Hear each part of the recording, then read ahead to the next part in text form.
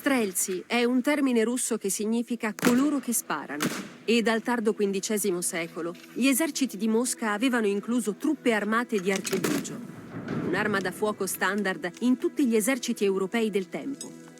This is an arquebus. It's an early type of musket. To load it, you put a charge of black powder down the barrel. The ammunition is a lead ball. Un rotolo di carta sigilla la carica. Then both ball and wad are rammed home tight. Per sparare, l'esplosivo primario veniva messo nella capsula. The priming is lit by a match. Now, a match was originally a length of cord soaked in saltpeter so that it burns slowly but continuously, and even in poor weather. Una volta acceso, inviava una fiamma attraverso un piccolo foro alla base della carica che incendiava la carica principale. I vantaggi dell'archibugio erano il costo modesto delle munizioni e la facilità nel realizzarle.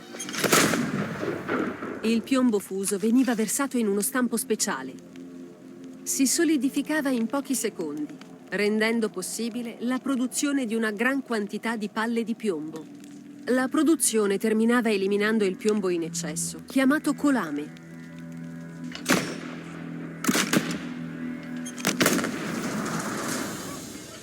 Gli strelzi venivano pagati in denaro e pane e abitavano con le loro famiglie in insediamenti costruiti appositamente per loro, gli slobodi.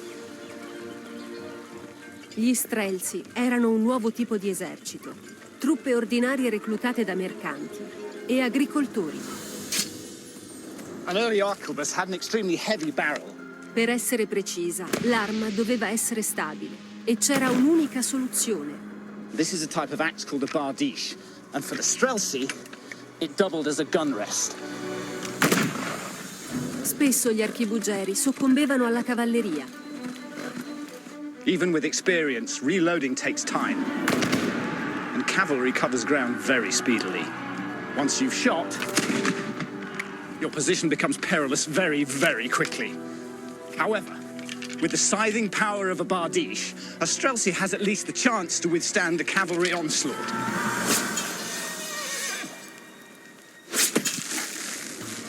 It took a brave cavalryman to ride into a hail of bullets, but an even braver one to face the horror of these axes.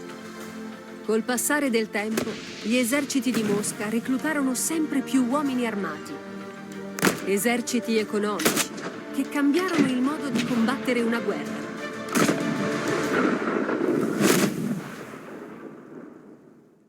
Gli archibugi furono i precursori di armi da fuoco più avanzate, come i moschetti e i fucili a canna rigata, che avevano maggiore precisione e gittata. Questi sviluppi successivi portarono alla progressiva sostituzione degli archibugi nell'arsenale militare. Gli archibugi hanno svolto un ruolo importante nella storia militare e hanno segnato la transizione tra l'uso delle armi da fuoco primitive e delle armi da fuoco più avanzate. Sebbene fossero limitati in termini di precisione e gittata, hanno contribuito a cambiare il volto della guerra e dell'artiglieria, durante il periodo in cui erano in uso. Gli archibugi furono utilizzati principalmente durante un ampio periodo che va dal XVI al XVIII secolo. Questo periodo copre l'era delle guerre di religione, delle guerre tra le potenze europee e le guerre coloniali. Durante questo periodo, gli archibugi erano armi importanti nei conflitti militari in Europa e in altre parti del mondo.